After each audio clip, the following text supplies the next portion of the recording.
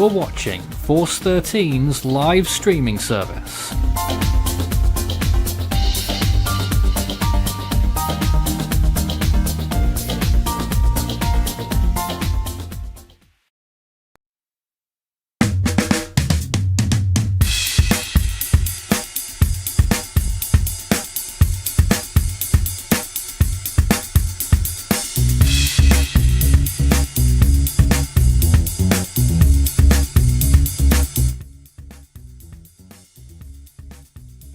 So, Krathon approaching super typhoon status as it nears Taiwan today. A very intense storm right now. 140 miles per hour we're going with, 932 millibars, moving northwest at 8 miles per hour. I've just got my panel here, the team, consisting of Charlie and Christian. Just going to say hello to them before Charlie goes ahead and shows the cone for this storm from the JTWC. Hello, guys. Good evening. Hello. Right, so Charlie, I'm going to go ahead onto your screen.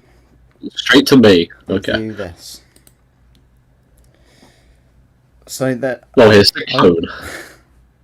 You're saying, what are you doing? What are you showing, Charlie? Charlie, you Oh my showing god! the stream to the stream. Charlie. I have the wrong.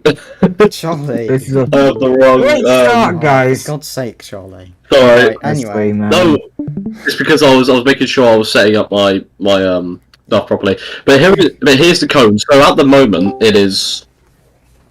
Well, where is it located? It's down in between. Well, I mean, it's in the Luzon Strait at the moment, but. It is. Is it starting to make the bend towards Taiwan? I'm pretty sure it is. Yeah, it is. Yes, it is. It's very much already so. starting Okay. to curve to the northwest. And it'll be heading northeast. Almost. Like Kaohsiung is definitely going to be getting at least the eye wall of this storm. If you look at if we're going off of JTWC's cone and some of the models. I'm just also joined by Christian here. Christian, do you have anything to say about the storm right now? I mean, I've been running T-Coast whilst Nathan's away. And again, basically astonished by what I'm seeing here. It's like I don't know, man. Like, I'll be honest though. Like when it see, I can't even get my proper words out because I'm so astonished by this thing. But yeah, like. It started to delay landfall by a bit because this system wants to go a little bit west of where it originally wants to go, or wanted to go rather, I should say. And yeah, so that's played with the TICO score a little bit because it's delayed landfall by about 18 hours as part of my reasoning. And yeah, it's again, this thing is edging closer to it though. There's no doubt about that. It's starting to make its northward jog as well. And eventually might end up making landfall west of Kaohsiung. I don't know how to pronounce it. I'm not even going to attempt it. Is it Kaohsiung or something? Kaohsiung. Yeah. Again, I think when I started Ticos, it was east of that place. Now it's west. Thank you, Christian. I've just been joined by Ethan here as well. Ethan's sharing his screen. Ethan, what are you looking at now? I'm going to just put that up. Here we are. I'm on your screen, Ethan. Have a way. Well, hello once again. Joining you from the Midwest US. So we are continuing to watch Typhoon Krathon. Of course, it is a Category 4, mid-range Category 4 right now, with estimated maximum sustained winds of 145 miles per hour. That's 1 minute sustained winds. That's not 10... a mid-range Category 4, and it's hard to say it's still intensifying at this time. You can see its eye doesn't look the greatest, but the thing that is helping it out the most by far is its cloud tops, and it remains to be seen if the storm does clear out an eye. And as you guys were alluding to, it does still have some time until it makes landfall, and it has actually gone a little bit south and west of forecast, and as such, the landfall time in Taiwan has been pushed back. I wouldn't say it's by terribly much, but we're still looking at a landfall likely on the UTC clock time. I'm not sure what time it is over here, but in the early morning hours of UTC on October 2nd. So maybe towards 6-9Z. And right now, the JTWC's forecast does call for a Category 3 landfall. Extrapolating the forecast, that would mean a landfall intensity of 115 miles per hour, maybe a little bit weaker than that. Hard to say. Of course, this storm has intensified a lot more than what they were forecasting. First forecasting this storm to not even go anywhere near Taiwan and only peak as a Category 4 in, I believe, 3 days from now. And look at where it is now and the current forecast. So there is still some question marks to be answered with this storm regarding both track intensity and landfall timing. So those questions will have to be answered over the next few days. But this storm is a substantial threat towards Taiwan and even portions of northern and central Luzon. Luzon in particular has gotten a very heavy rainfall from this storm's outer bands, and I imagine that's probably causing some impacts over there in northern Luzon. Thank you, Ethan. I'm going to move on to Charlie's screen as well because it looks like Charlie's showing something as well. Just going to hop over here. Charlie, what are you showing? You want to say anything about it before I say what I want to say? If I have anything. Showing the rainfall amounts, actually. As you can see, the south of the eye, from the eye, or going further down through the typhoon, it gets up to about 40 millimeters there of precipitable accumulation, nearly north of Luzon, but still mostly over the sea. But as Ethan was saying, yeah, some effects. Oh, sorry. This could affect the north of Luzon. Sorry, I should have worded that better, but whatever. Yeah. Okay then. So I'm going to move over to what I have prepared just here. This here, you can see the Krathon and its large influence there. Absolutely huge influence this storm has. Me and Christian were discussing just before the stream. Now the storm obviously has been delayed, as Ethan was saying. Ethan did cover a lot while he was talking there. But this storm, when it hits Taiwan, this would cause major effects in Taiwan, because people who want to evacuate have nowhere to go really, because this storm is forecast to affect the whole of the island pretty much. Not completely as bad as some other places, but there is nowhere to evacuate to unless you book a flight really quickly and get out. So this is a very dangerous situation impending, especially for Kaohsiung, where this storm is expected to make landfall and probably experience the eyeball in that city as well. Does anyone else want to go through anything? I know Ethan, you probably want to say some more stuff. Well, for starters, just looking at the latest JTWC's forecast count, I'll slide this on over from my other monitor. You can see that they are forecasting the storm to have winds of 105 miles per hour, 90 knots over this point, inland over Taiwan, and 24 hours later they have it with winds of 80 miles an hour. You're telling me that a storm moving over Taiwan, which is a very, very mountainous island, is only going to weaken 20 knots? It's going to weaken a lot more than that, and it would not surprise me if this storm is actually weaker by the day 3 point. This is the 70 knot point, day 3 point. It would not surprise me if it's actually considerably weaker than what they're forecasting right now.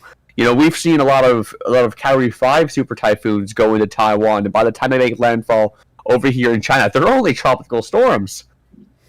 Yeah, that is true. I mean, Napartak as well. What was Napartak when that made landfall? And I mean, earlier this year, Gamey was completely destroyed. It wasn't even. Yeah. Yeah, Gamey was completely destroyed, but Napartak officially. Napartak officially going into Taiwan was only a 125 mile per hour Category 3, but ground video suggests that it was very much stronger than that. And still, even whenever that made landfall in Taiwan, so that was a typhoon still. So you know, there's been some storms who have been able to survive over Taiwan, and then there's some storms who've just been completely obliterated by it. You never really can tell until you actually have that happen. And that's the hard part of this kind of forecast. Now the question is, where does Krathon go after this?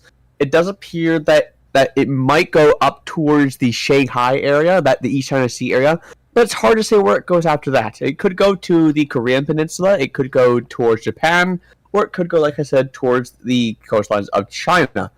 Anything is possible.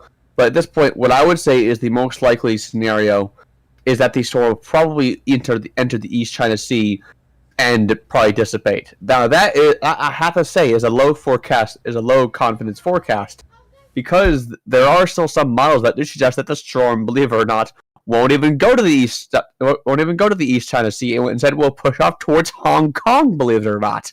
So there is still some uncertainty with this storm past the 48-hour point, because it's moving so slowly and because the steering currents are breaking down.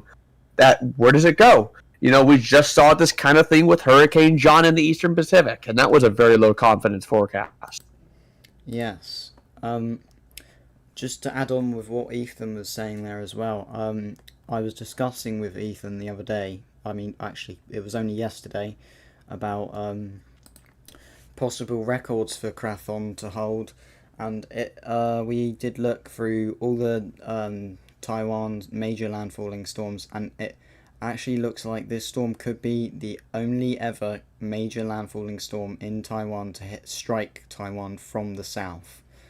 Like, definitely a very key part of that record is to strike Taiwan from the south, but that is very significant. If this is going to be the only ever recorded category 3, category 4, category 5 storm to strike Taiwan from its south, I think JTWC are forecasting a Cat 3 landfall, I believe.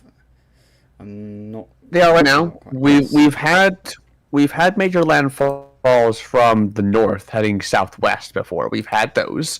Of course, we've had storms moving westward into Taiwan. That much is incredibly obvious. And then, of course, if you want a storm moving eastwards from the South China Sea, making landfall in Taiwan from the west, good luck with that. I'm just gonna go over to Christian's screen right now. Christian, you've got some sea surface temperatures up on your screen. Are you going to talk about them? What you think? Well, yes. This is courtesy of the 413 website. You can view all sorts of other products on said website as well, including this graphic that I've got up on my screen right now, the sea surface temperatures for Krathon. So if I were to break it down, I might need some assistance with this. So as of right now, this storm is over temperatures of 29-degree waters. As it continues further north, those temperatures are going to decrease by a little bit, but again, it won't get below 29. And then as it does so, it's going to cross through Taiwan, and then when it reaches, once again, it's going to encounter very favorable sea surface temperatures. As it continues along, again, we don't exactly know where it's going to end up after this point over here. And then by this point, this is around about 28. So once again, throughout the next 5 days for this system, sea surface temperatures are not a problem for this system. Yeah. The only problem is Taiwan. Yes. Obviously, as there's another problem as well.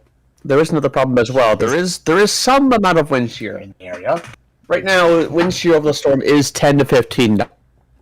So terribly low, nothing like what Helene just had. Yeah. And wind shear is forecast to rise over the next 12 to 24 hours. It's forecast to rise upwards to 20 knots. So that might do a number to the storm.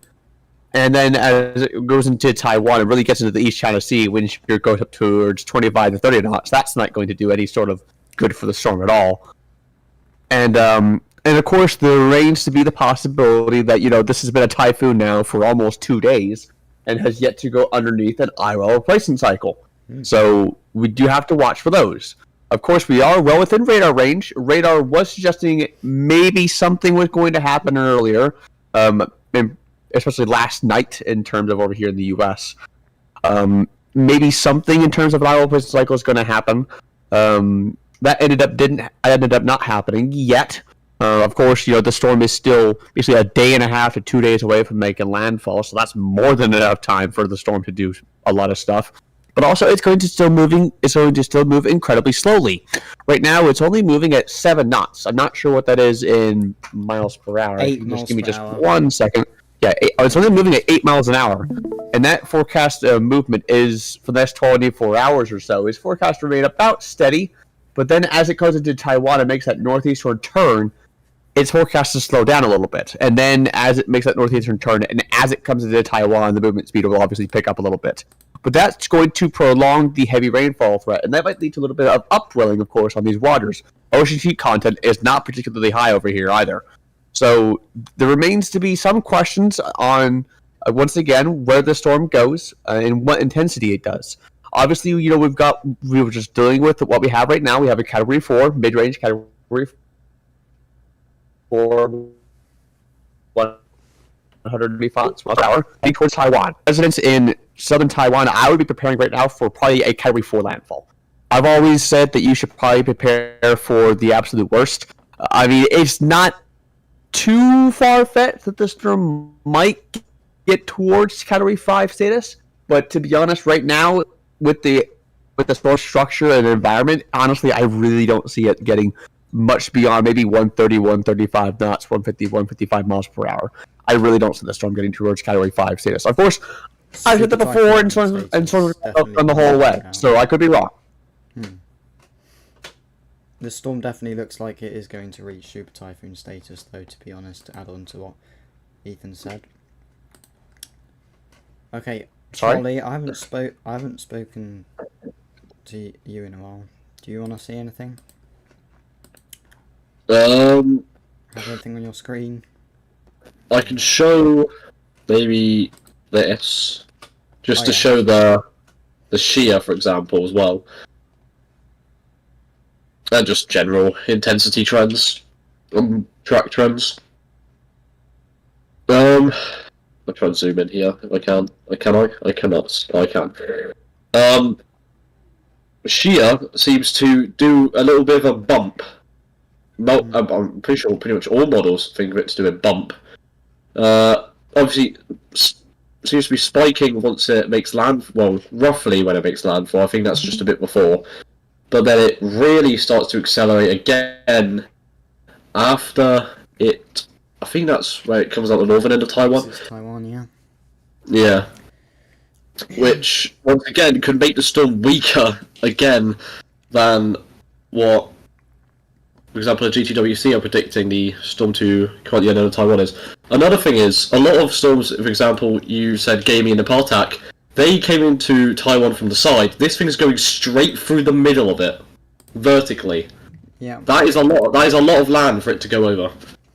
Yeah, as I was saying earlier, the people in this storm don't have anywhere to evacuate to, really, because this storm looks like it's going to go straight through the whole island. So, and on JTWC's forecast, obviously, which is quite unnerving. Yeah, it's very unnerving. Sorry, I'm just gonna go ahead and have a look back at this here. This is infrared imagery of Krathon. Now I was showing. I've actually shown this already. You can see that the eye is actually starting to. Well, it's not been performing as well as before, but it's starting to look like it wants to increase in its effort and getting more circular, because right now it's not as circular. It is trying. Yeah. It is trying. Yeah. It is taking its time, and of course it's got time on its hands for now. Yeah. Of course, as I was saying, we do have wind shear on the rise, and we do have a potential hour replacement cycle. So the storm, I would say, to reach its peak intensity in the next 12 to 24 hours, borrowed time. Now, the question is, how big does the wind field get whenever the storm undergoes an hour replacement cycle, and how weak is it whenever it comes out of that?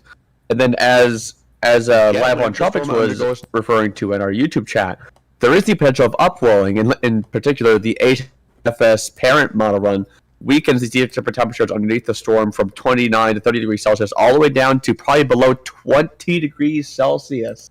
That is crazy upwelling. I don't think that's going to happen, though. But to see a storm potentially have that amount of upwelling, that is certainly possible. And that can weaken a storm substantially. Now, The only unfortunate thing is if the storm does undergo an IRL positions and move incredibly slow, and with both Taiwan and Luzon being both mountainous areas, that would probably lead to a much higher rainfall and flooding threat, which we really don't want to see happen. Yeah. Not at all. Now, do you got any of you guys know where what the storm surge is forecast to be like actually for this storm?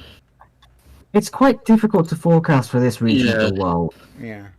I could check the local. I'm not really agency. sure what kind of surge products they'd have, but I know that the surge forecast is probably going to be at least 10 feet, if not upwards towards 15 feet, for a storm of this intensity and size. And of course, it's quite likely that surge is already probably impacting probably the western coast of Luzon and probably the southeastern coast of Taiwan. It's incredibly likely that it already is, mainly because of the onward flow from the storm just being just in the middle of these areas. Yeah. I'm gonna go over here. I am looking for storm surge. However, I have found from the CWA actually, the local. I believe that is the local area for. Yeah, it is. They do have an extremely heavy rain advisory for this. I'm For this looking at typhoon. your screen. I'll just pass over here. Oh yeah. Each area is indicated in red. Each city, each county is an area that will be affected by these. Well, this is a land typhoon warning here. So, Tainan City, Kaohsiung City, Taitung County, and Pingtung County are in the sea and land typhoon warnings. There is a extremely heavy rain advisory as well for it's like across the entire eastern coast of Taiwan. Yeah. I Also believe, I wonder, there. Does this storm have radar coverage yet? Or does it? It does. It does. Yes. I've got it. You've So there is some radar from Taiwan, and you can see the core is doing something. It's there, but you can see there is signs of it trying to make out an outer eye wall. There's an ad. Trying to make out an outer eye wall. So it is trying to do an eye wall poison cycle. It's moving incredibly slowly on the process of it. Now the storm is still intensifying at this time, albeit it's not rapid at any point. So there is still some room for the storm to still intensify, and it's a bit hard to say exactly how strong the storm will make landfall whenever it comes on shore of Taiwan. Obviously, the latest CTBC forecast is calling for a Category 3. I probably agree with that, although the forecast is subject to change, and it is still a low confidence forecast on both track and intensity. With that radar you've got up there, it looks like and looking at imagery too, it looks like you could make a justified conclusion that the storm's eastern side looks like it's the main deal of the storm's eye wall. What do you reckon? That's probably true. Probably because that is the side where the highest cloud tops have, for the most part, always been with the storm. It's almost always been on the eastern side. I think that's probably due to the wind shear vector as well, given that the wind shear vector is with the winds heading eastward. So there is still some westerly wind shear, and that is, of course, going to absolutely.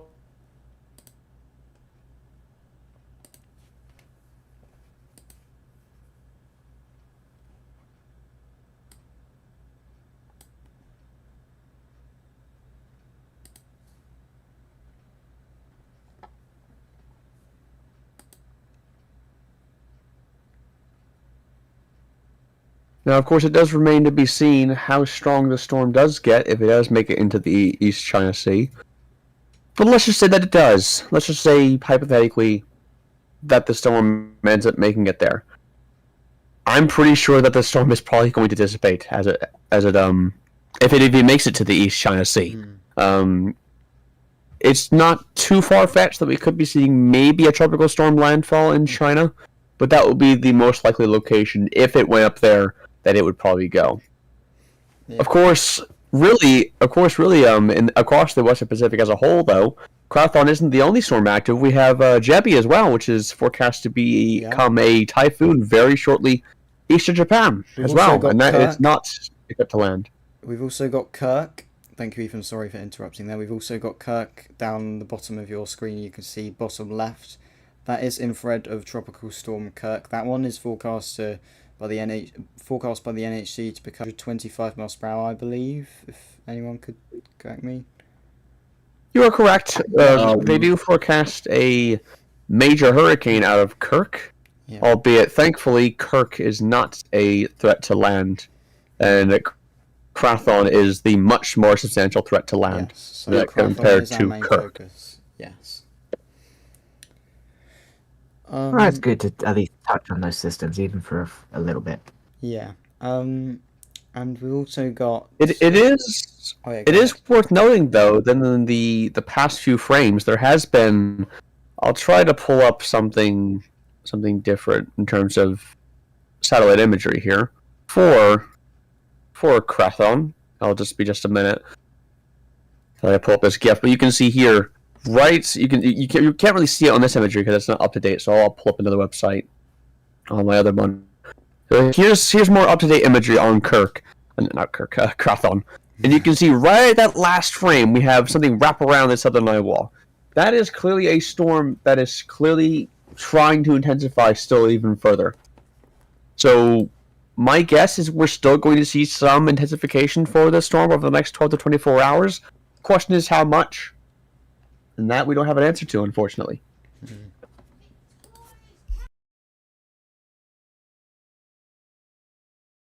Of course, if you do have any comments or questions, you can throw them down in the comment section down below. Be sure to tag us at 4:15. It'll have nice and bright and orange for Jack to answer. Speaking of, let's have a look at what questions have been sent because I completely forgot to announce that. Bear with me. Okay. Alright, I'm gonna go up to as far as I can. Hurricane Autonabron says, what is the eye temperature of Typhoon Krathon? I'll pull up that real quick. That'll be my department probably. If I can have just a minute. The eye temperature is positive, I'm seeing. It is positive. Looks like the eye temperature right now is probably around 8 degrees Celsius in terms of the last satellite frame. I'm just loading up a loop now to see what it is on average. Just seeing what it is. So it has only recently gone positive, so the storm is trying to intensify. It is struggling to clear out that quote unquote debris in its eye, though. Its eye isn't very much circular. There is still some obscuring from convective bursts that are around the eye wall that are trying to, of course, preventing the storm from clearing out its eye. But a storm does not need to clear out its eye entirely to become a Category 5. We've seen this in the past. We've seen it, most notably for me, is Mocha, a Cyclone Mocha in the Bay of Bengal that we had a few years back. That storm did not have a very circular and very clear eye, and that storm was still, it was still a few miles per hour into Category 5 status. So this storm can intensify still further, and does appear to be doing so right now. With the cloud tops universally around the eye at this point cooling, so it does appear that this storm will probably become a super typhoon in terms of the 1 minute sustained winds, probably I guess within probably the next hour or so. And then the World of Gamers French says, Force 13, will the Atlantic hurricane season be below normal? Well, honestly, the Atlantic isn't really our main focus right now, but so I'll try and be quick with this. But obviously, it has been fairly below average in terms of activity. But the systems that we've had, that the activity has nothing at all to do with how bad the storms can be, because obviously Helene, there's still I think, well, yesterday there was over 1,000 people missing, and they're still trying to recover people. The storm surge was huge, and like and as Nathan said, I believe on a stream, it shouldn't really matter what that is. It only takes one storm really to derail that train of thought really. We've also got another comment here. From Peppermint Tea, Force 13. Can we get a meso loop so it's more up to date? Ethan, I'm sure you'd have that with you. I can. I'll pull up a website that I have. It's not a loop or anything, but it is showing the most up-to-date imagery. So here's the most up-to-date imagery that you can possibly get right now with this storm. And you can see the eye temperature is decent. It's got a fairly warm eye. Just having a look here, I'll zoom in real quick. That is probably an eye temperature almost 10 degrees, or maybe even past 10 degrees Celsius.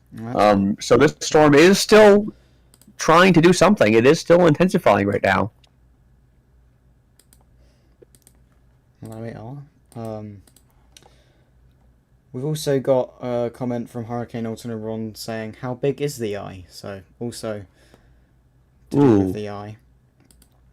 I can actually... I unfortunately cannot get any sort of tool on my end that can measure eye width. But just eyeballing it, I'd probably give it maybe 20-25 nautical miles wide. Well, you're pretty close there. I'm just looking, 31 miles wide, so 30 miles wide. Yeah, that's not too terrible. Yeah. So, but the storm's influence is very big, a very large storm.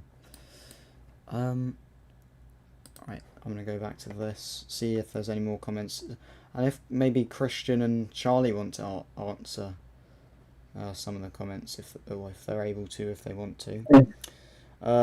Yash Jadhav says, what do you think will be the peak intensity for Krathon? Well, personally, I think it could. Well, it definitely has the potential to get super typhoon status, but I think it would probably be 150 miles per hour for this storm. That is super typhoon status. Well, yeah, exactly. I would only forecast.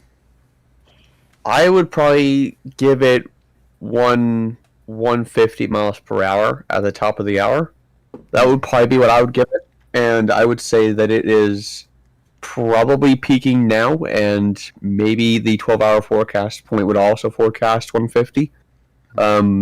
Wouldn't rule out a slight intensification up to 155, but as I alluded to before, I really don't think that this storm's going to get towards Category 5 status.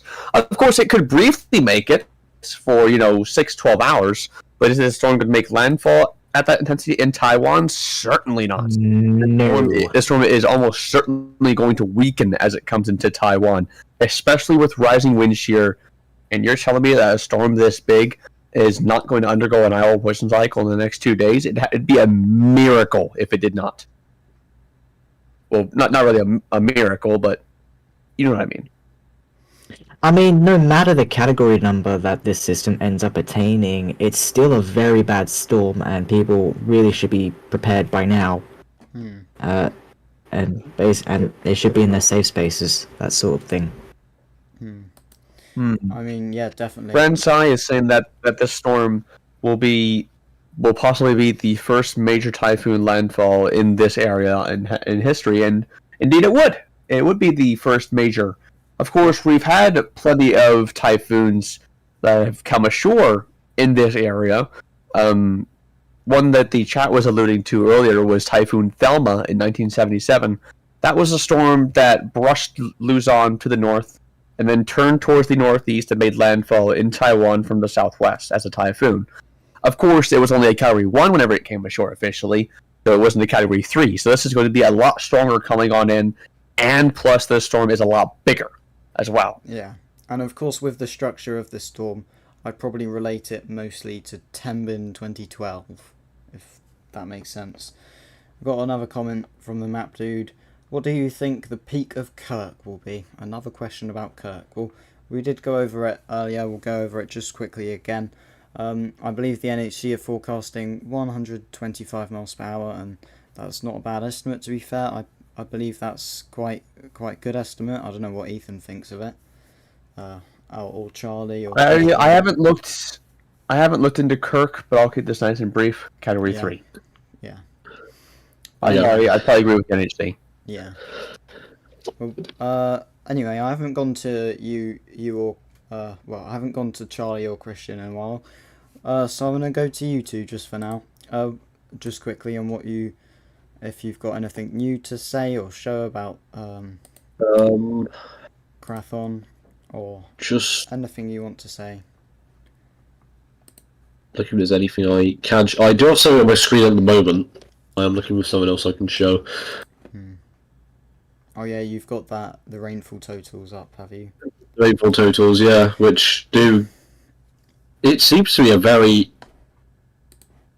Once again, I Where mean, did you get that? CWA, but Central weather. yeah, not only is the typhoon quite a eastern heavy storm, but that could be a reason why a lot of the rainfall is supposed to be on the eastern side of the island. Yeah, I did go. And, getting up that to earlier, looks like 150, maybe it could be close on 200 millimeters there of rainfall, which is actually quite a decent amount. Yeah. That is a lot. Yeah. JMA code, I can bring that up. But as well. that is a change from what it was forecast, because I remember going over T-Coast with Christian, and was it yesterday, Christian, when I went over the rainfall with you, or was it? I believe it was yesterday. Maybe, and I don't exactly remember. But yeah, we were going. Me and Christian it was were going either over yesterday or the day T-Coast. before. Yeah, and it was 570 millimeters that were forecast for the storm. So that it's very different on the Central Weather Agency there on their forecasts. Yeah. What are they forecasting? Looks like 200. 200. Yeah, 200. So yeah, well, somewhere between 200 and 300. Christian, do you have any other remarks on the storm before Ethan tunes away? Because I'm sure he's got loads more to say. Honestly, no. I don't have anything else to say at the moment. Alright then. Well, Ethan, do you have anything to say? Well, I'm pulling up the JMA cone because someone will want to see the JMA cone in chat. So here it is. So first off, here's the JMA cone on Jebi. They are forecasting right now. They are forecasting some slight intensification up to severe tropical storm status, but then a very quick ex-tropical transition. This is not going to be much impact to land. It's maybe some slight wave problems on the eastern coast of Japan, but that should be about it with Jebi. Yeah. I would not worry about Jebi too much. Yeah. But Krathon, of course. Go ahead, Christian. I was going to say, just Japan doesn't exactly deal with typhoon names; they just deal with typhoon numbers. So Jebi is known in Japan as Typhoon 7. Known as Typhoon 8. But you can see that they do have an intensity of 110 mile per hour, 10 minutes sustained winds, and a pressure of 935 millibars right now. They do forecast it to intensify a little bit more up towards 115 miles per hour, 925 millibars. Of course, once again, that 10 minutes sustained winds, not 1 minute. Which would probably correlate to an intensity around 150, 155 miles per hour. Of course, 120 10 minute by the JMA as a Category 5 right there. So there is some room for intensification, at least according to the JMA. And then the second forecast point is, of course, over Taiwan, which is 950 millibars at that point. So judging by that, it'll probably be a 945, 940 millibar landfall according to them. So there is some room for the storm to intensify. And then once it emerges off Taiwan, the JMA do continue the weakening trend, 980, then up to 985, then 992, I believe. No, 994 even. So it does weaken further as it is into the East China Sea. And if I had to guess, it might even be if it doesn't even make it to the coast of China, it'd probably be only a weak tropical storm by then. Yeah. It looks like it wants to head towards the Shanghai area, but again, that's too far out to say for certain. I'm also gonna. We can say for certain right now that if this storm does make it to the east coast of China past day 5, it will not be a typhoon. You don't have to worry about another Bebinka. You don't have to worry about any more typhoon landfalls. Sure, you're gonna get the heavy rainfall, maybe the strong winds from this storm, and maybe the rough waves as well in the immediate coastline areas. That's going to happen with this kind of tropical cyclone. But once again, nothing really too severe, I don't think, will be happening with this storm. But one thing to note is you look at Jebi's cone, look at how thin its cone is. That is a very high confidence forecast. And then whenever you look at a Krathon's, look at how large its forecast cone is. I'm also going to add on to the JMA cone there. Looks like if this storm does continue past the day 5 point, it looks like to me that if it went anywhere near China, it would probably be a landfall between Shanghai and Wenzhou, or Shanghai, or like in That's what I said. between that area. Yeah. Hard to say, but Yeah. but let's at least worry about the let's at least worry about Taiwan first. Looking at some more advanced radar screens that I'm being shared at on a Discord server that I'm in. So here's the latest radar in a much greater detail, and that is a significant break in the northwestern eyewall. That is that is a potential weakness, and you can also see an outer eyewall developing as well. So this storm is trying to do an eyewall replacement cycle still, albeit it's not really progressing much with it right now at all. So it does appear that there is still some time for the inner eyewall, especially the eastern eyewall, to continue to intensify over the next 12 hours. And I think it's quite reasonable to say that this storm is probably a super typhoon right now. Although, how much more does it have to? How much time does it have to intensify, and how much will it intensify? We don't entirely know. But our best guess right now is probably that it has about 12 to 18 hours left to intensify, and probably I would only forecast probably it's peaking now, if even.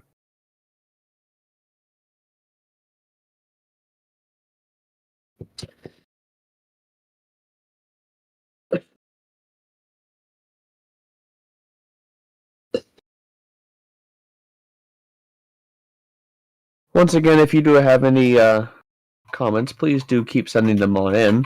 Moment of Lubby is just telling us that Typhoon Fanapi in 2010 was a Category 3 landfall in southern Taiwan. That's not entirely true, actually, because Fanapi actually came into central Taiwan, and that storm was moving due west. We're talking about a major typhoon making landfall on the southern coast, moving northeastwards. That's what we're talking about. That has never happened before in recorded history. A storm Category 3 or higher making landfall on the southern coast of Taiwan from the south, moving northeast. Never happened before.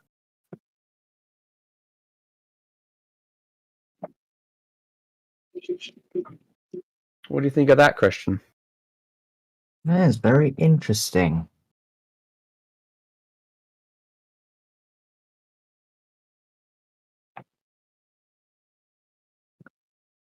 So I'm not sure if there's any. Christian, do you have the latest Pagasa signal warnings? Because I know that my pronunciation of those areas inland and all the provinces that Pagasa has, or that the Philippine has, is I'm not the best at pronouncing them. Let me get them up real quick. It's just that I am not looking for the name Krathon at the moment. Remind me, what name am I looking for? It looks like Julian. I think it is Julian. It is Julian. Okay, that is an advisory. Looks like hang on. I don't know if that's a PDF. Okay. Julian maintains its strength as it continues to move westward of Luzon. Okay, I can tell you. I can actually tell you those codes. I just realised I was muted, and I've been muted speaking for a while, so I'm sorry about that. But I do have the Pagasa warnings for you. I have them up. Yeah, it looks I like can they've read got them Signal out. 3. They've got Yeah. Signal 3 active, yeah. Signal 3 in the Batanes Islands, and then we've also got Signal 2 down in Cagayan, Apayao, and Ilocos Norte. Signal 1 for, oh gosh, for Cordillera admin region, so Kalinga, Abra, Mountain Province, Ifugao, Benguet, and then Ilocos Sur, La Union, Pangasinan, also Isabela, Corino, Nueva Vizcaya, and Aurora, Nueva Ecija. Sorry for any mispronunciations there. There's no other signal warnings in place, but the highest signal warning they have is a signal 3 warning in the Batanes Islands as a storm. Well, it's already past the Batanes Islands. It was very close to a landfall in the Batanes Islands actually last night, I believe. I was speaking to Zeta about it. They did actually have Signal 4 warnings out for They, some of those islands last night. They did. they did. Um, They did. They've rescinded those Signal 4 warnings then. I just also want to bring attention to a moment of levy for thank you for correcting our pronunciation. Apparently it is Julian, not Julian. Oh, yes. It's the Spanish name. Apologies. So it is in fact Julian. And yeah, once again, so Signal 3 still remains active for the Batanes region of Luzon. So that's all Signal 3. Signal 2 is quite more expansive. Babuyan, Ilocos Norte, northern portion of Apayao, the northwestern portion of mainland Cagayan. As well, Signal 1, Ilocos Sur, La Union, excuse me, Pangasinan, the rest of Apayao, Kalinga, Abra, Mountain Province, Ifugao, Benguet, and the rest of mainland Cagayan, Isabela, Corino, Nueva Vizcaya, the northern portion of Aurora, and the northern portion of Nueva Ecija. I hope, once again, I pronounced those names correctly as well. Please correct me if I'm wrong. Just before we continue here, I'm just going to say we're going to be running this for 3 hours. So far we've already finished the first hour, almost. So that will be until, I believe that's 20Z we are running this until. Is that right? 9? Yes, 20Z is when we run the stream until. So we've got 3 hour stream here. And between each of the hours there's going to be a 5-minute break for the team just to rest and fix up what we want to show in the next hour, and then we'll be back to you in the next hour. That's how we're doing things this stream. I just want to go over to Krathon. This imagery that I have of Krathon, and of course Kirk down in the bottom left. Well, I'm just going to refresh the imagery. You can see I've refreshed it now. So this looks like what Ethan was saying with the storm starting to get a good wrap on itself, and looks like it actually might. Well, it's still trying its absolute best to try and complete an EWRC. It's just not being able to start an EWRC, and it looks like someone started their screen. Who was that? That was me. Show anything. Okay, time to go over to Christian's screen. So this is Christian's screen. Christian has Pagasa there. Pagasa Yes. forecast. Interestingly, Pagasa forecast a super typhoon out of this. That's just the main point I wanted to say. Once again, you can see it's more or less the same track as the other agencies, just they are a little bit more aggressive with this system. They expect it to be a super typhoon. Again, I believe this is local time. Someone's going to have to correct me, so I think that's in about 6 hours from now, 8 a.m. for October 1st, local time, which I believe Philippine is +8. I also want to just quickly remark on this, because this is what Ethan was saying earlier. They're actually predicting a severe tropical storm when this exits Taiwan. So this severe. So they actually don't want it. Well, they're not expecting it to weaken anywhere near as much as what me and Ethan were saying earlier. I'm sure Ethan would go over that in just a moment. I also just want to say, so looks like every cone we've looked at so far has the entirety of Taiwan, of the Taiwan Islands, all inside of the system there, inside of the cone there. Apologies that Christian is circling Taiwan right there. So Ethan, what do you have anything to say about that? And we'll go on to if Charlie wants to have anything. I'm going to go over to Ethan's screen now. Well, of course, that is pretty much what is forecast for this storm. Of course, whenever you're talking about tropical cyclones plus mountains, they never cooperate. They never like each other. That's the case with Mexico. You know,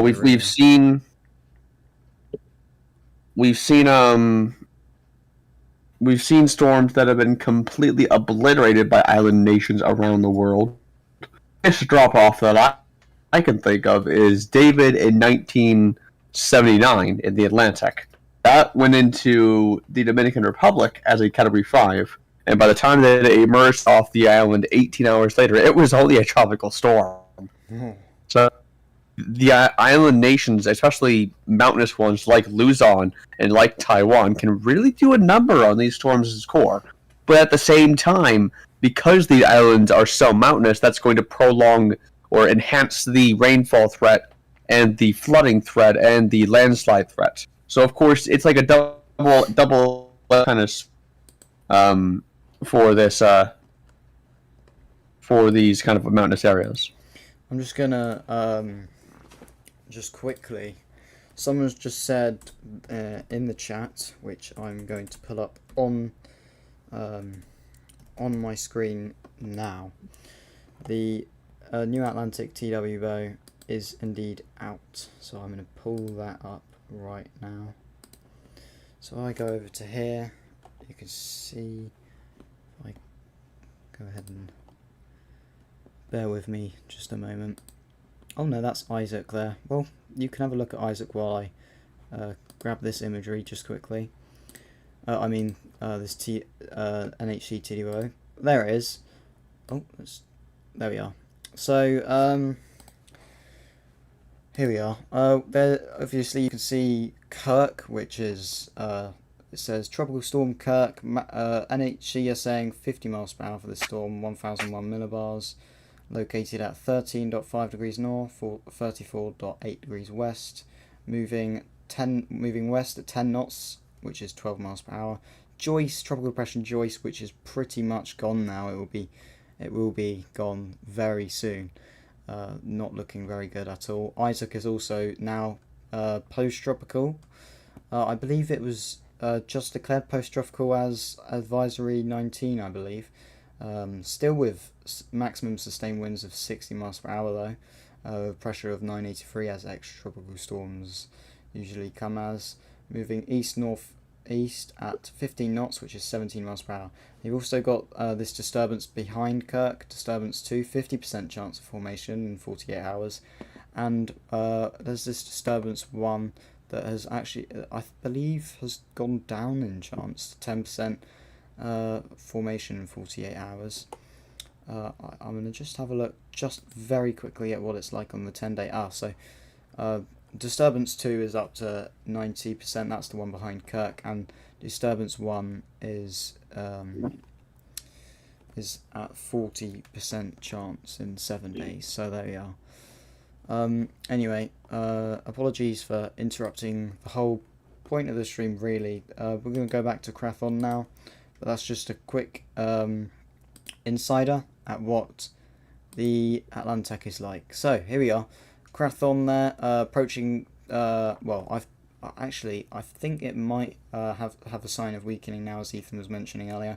But it looks like it is very close to super typhoon status. As we saw a moment ago with Christian's screen, Pagasa was actually forecasting that peak getting to super typhoon status. I'm going to go over and hand over to Charlie because he has not said much. Well, he hasn't said anything in a while, so I just want to see if he has anything he wants to say. Charlie, do you want to say anything at all?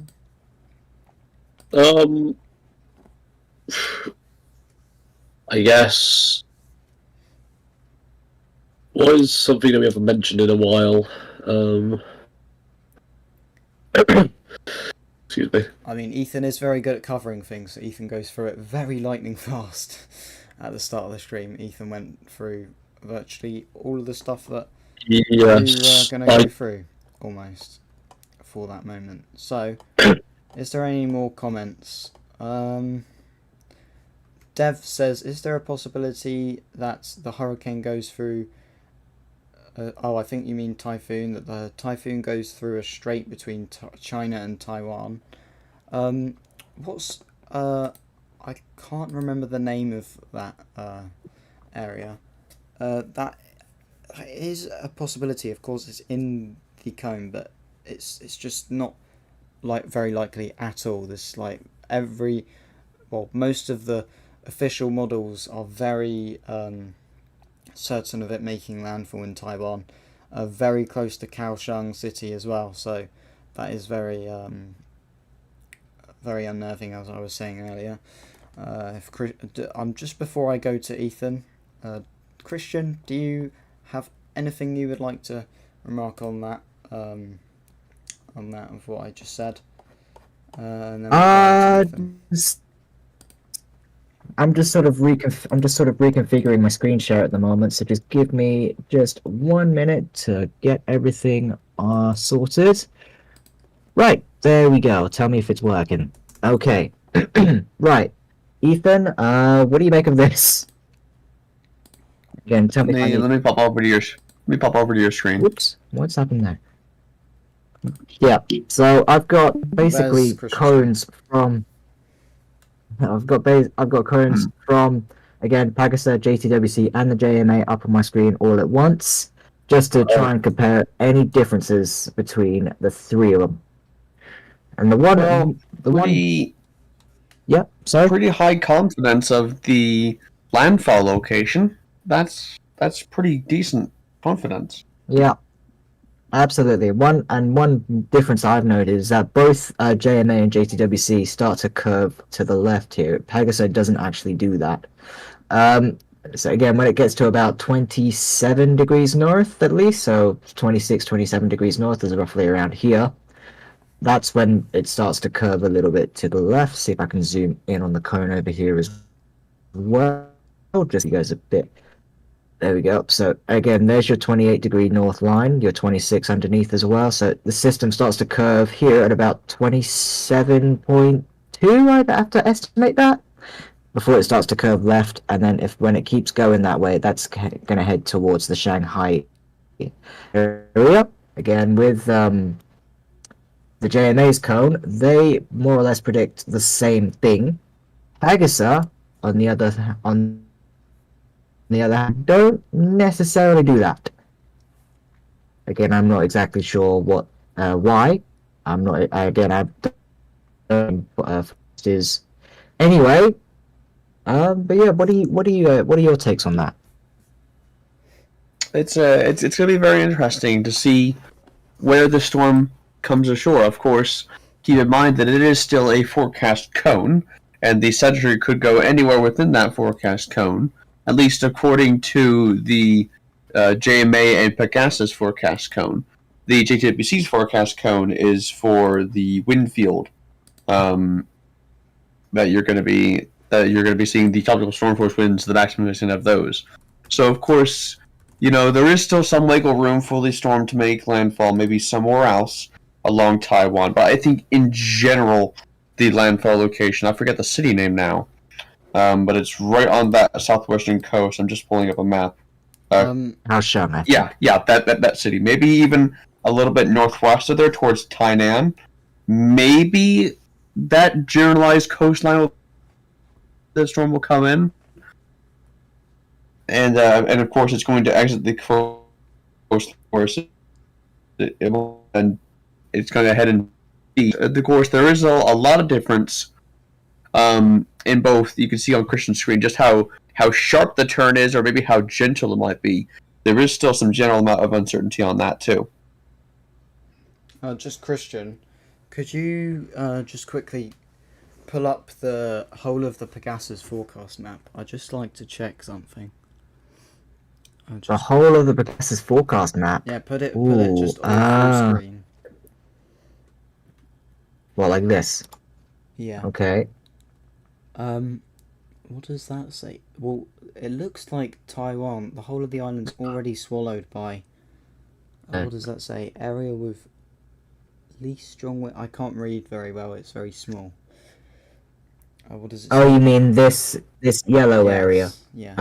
The orange. That's just that's about winds of 22 knots or higher. This red area, 48 knots or higher. Oh yeah, so that's just above tropical storm status. In that red circle. Okay, I was just checking. Okay. Right. Can I put it back in the corner? Yeah, you can. Right. Does anyone have anything else to say before we go ahead and go for a break? I believe Ethan says that we don't really need 3 hours. 1 hour is enough. What do you reckon? 1 hour, I think, could be fine. So yeah. I think 1 hour is plenty. Yeah. So I guess I'll just start thanking people for coming to the stream. I mean, it's been. I'm gonna be honest with you. Always was kind of hard me getting this stream sorted out because it is my birthday today. So leading this stream. Happy birthday. Very. Happy birthday, buddy. Welcome. Very tricky. But thank you guys for helping me out on the stream. Ethan, Charlie, Christian. Christian's gone on deafened, but I'm sure he is happy about me saying thank you. And thank you for the viewers asking us questions. And yeah, Nathan will be back, I believe. Sorry, Nathan will be back very soon. When's Nathan? I reckon Nathan. I think Nathan's gonna be back tomorrow. It's probably back in operation fully on Wednesday. Yes. So, because Nathan did just go ahead and go out. Oh wow, Rand Sai, member for 14th months, category 3. Happy birthday! Thank you guys. But anyway, yes, Krathon obviously a very strong system. We'll be watching this over the next few days. I'm sure you will be too. So thank you for joining me on the stream, Ethan, Christian and Charlie, and I will see the stream soon. Goodbye. Pleasure's all mine. Yeah, pleasure's all mine.